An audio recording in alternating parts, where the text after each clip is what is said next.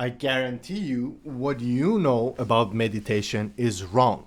Today I received an email for a short wait list to go for a 10 days silent meditation, and this is what we're going to talk about. Because we live in a society that functions with the economical system, everything that you encounter there has a marketing aspect to it.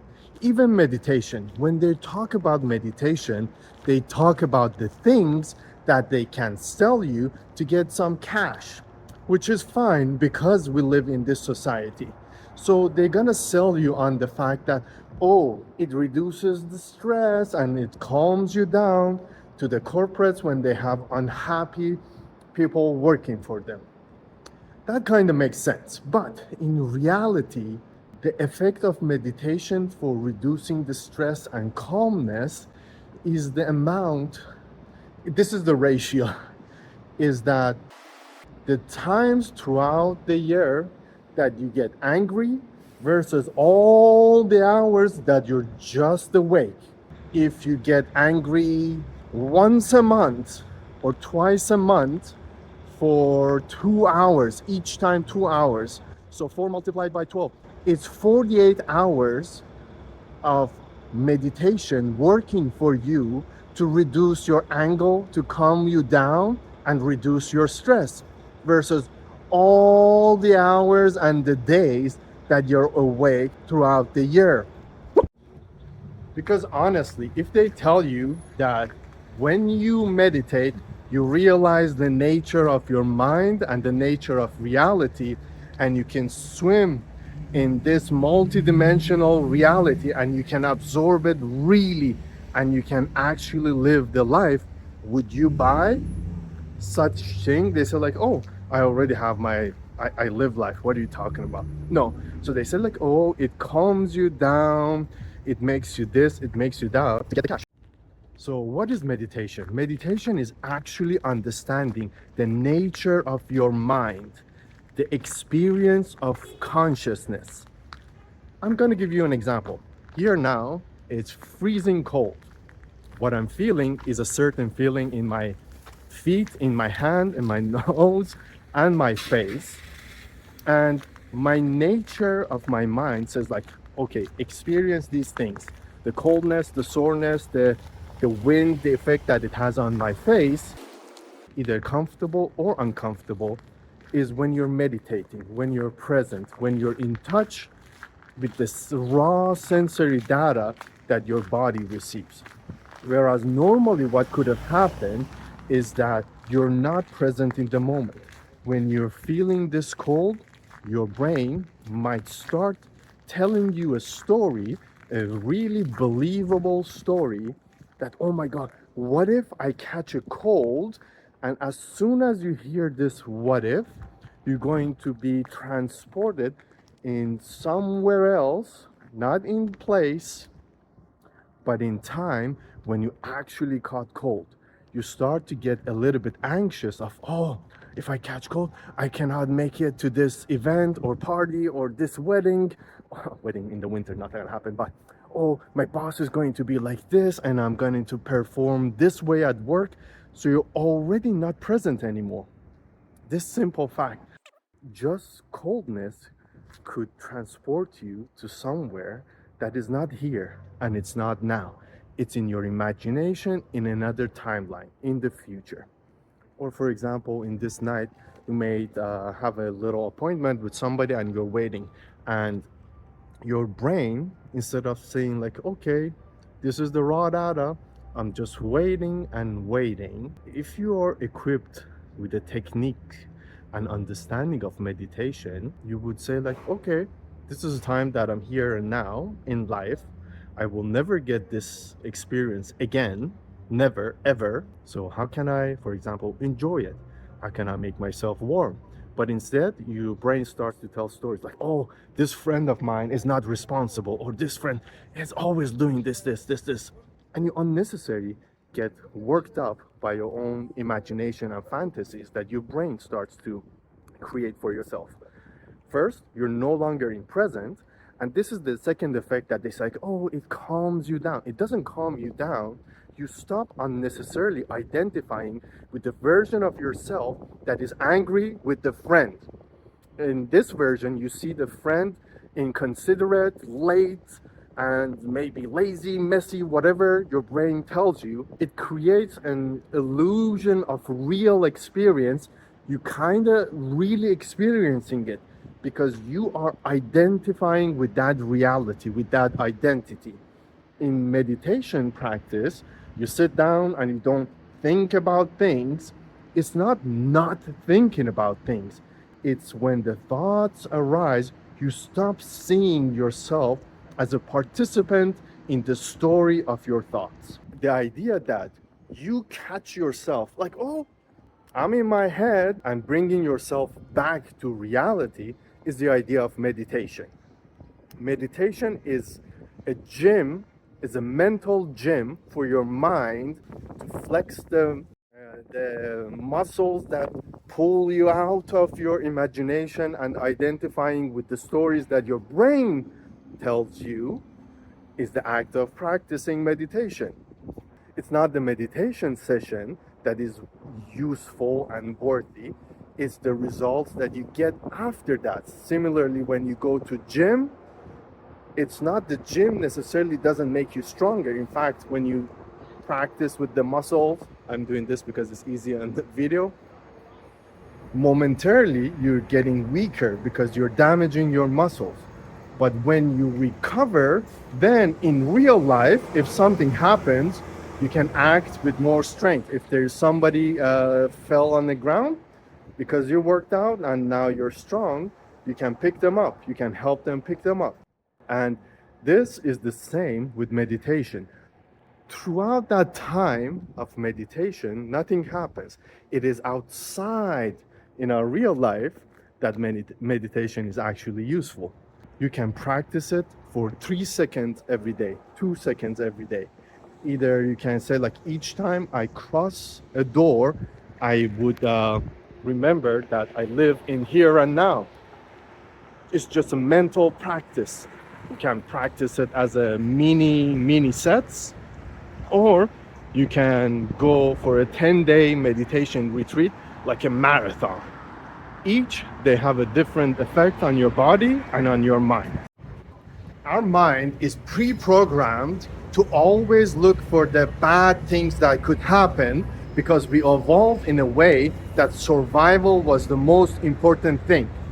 So in your imagination, either in the future or looking at the memories in the back, you always focus on negative things. And since this both future and the past are all in your imagination, you stop really experiencing this high resolution experience, because whatever it is your imagination. It has less resolution than this. This has temperature, it has smell, it has certain feelings, and once you completely immersed in this multisensory experience, it is then that you can pull yourself outside of your existing thoughts and imagination in the future or in the past and being in here and now. It is then that when you see something architecturally beautiful like this, you can actually start appreciating and get less worried about your hands being cold or your nose freezing to death or your toes getting freeze bite. And it's like, you say like, oh, I'm in a place that there are lights, I still can breathe. Woo! This is nice. I can talk to strangers. Later on, probably I can have some whatever food, etc., etc., etc. There is nothing wrong with this. And once you realize this is the only thing that you got, you start to appreciate it more. Because imagine if it's you cross the line and you don't get to see this. Isn't it the most beautiful scenic thing that you can ever experience? No, definitely not. But it is way better than nothing. So once you're in here and now, you can honestly start appreciating everything. I'm not saying I'm a guru or whatever, but I had those glimpses multiple glimpses of being really in touch with the reality. And that's why, although it is freaking cold here, I said I'm gonna make this thing happen. At least that few people that watch these, they may actually give it a chance. So if you want to start experiencing here and now, what is the easiest thing you could do? Choose a music, let's say 3 minute long, 4 minute long, without any lyrics, because words activate your mind to be immersed in your thoughts again. Just immerse yourself, merge with the music that you're listening to. It can be 3 minutes in a week. Let's go easy on yourself. As we discussed, when you make it easier, you may increase your chances of actually doing it. Decide and make a commitment. Make the easiest commitment possible. It's not something that it would be amazing if you do it. It's something that you do and you actually do. So just maybe the first step would be choose a song, instrumental song, that has 3 minutes in duration, and this weekend just go listen to it and don't do anything else. Just sit down and listen to music. Try to immerse yourself in the music and merge with everything that you hear, and don't let anything else come to your head. And that way you truly start to enjoy that 3 minute piece of music. See you on the other side. Okay, check this out. I have one of the best things ever. I talked about Alan Watts bunch of time. So follow this Instagram account for more Alan Watts. He's the best.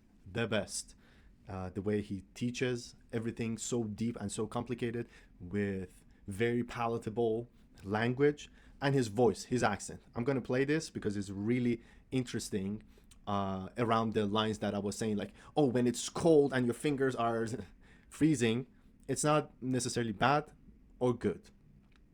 Let's hear what Alan Watts has to say. Another story that is told is about the farmer who lost a horse, ran away, and all his friends came round, said, that's too bad. And he said, maybe. The next day, the horse returned, and it brought 7 wild horses with it. And they said, my, that's great. And he said, maybe. The next day, his son, in attempting to train one of these horses, was thrown and broke a leg. And everybody came around and said, oh, that's too bad. And he said, maybe. The next day, the conscription officers came around and rejected his son because he had a broken leg. And everybody came to congratulate him and said, isn't that great? And he said, maybe. So you see, this farmer was with the course of things. And he knew it goes this way and it goes that way. It goes up and it goes down. Because if it didn't go down, you would never know you were up. And if you try to be permanently up or always right, you're trying to arrange everything in this room so that everything is up and nothing is down, or that everything's on the front and there's no back. And that is an impossible state of affairs. When the bad things happen, we usually don't like it. And when the good things happen, we say, oh, yes, great. But you never know the consequences of that, good or bad. This was an example in a larger, expanded time frame of horse goes, horse comes back, then the son breaks a leg, and etc., etc. But in reality, when we are here, in now, in multidimensional reality, things are not good or bad. They're always maybe. That's why you don't need to listen to those stories all the time and identify with the imagery and story that your brain tells. So I think the assignment was, if you want to follow assignment and experience your chosen music with the new way of approach, that it's not in the background, You're just sitting and just listening to the music and nothing else. Yeah, that was the assignment. Until then, which is tomorrow, see you tomorrow. Until then, bye. See you tomorrow. Ciao.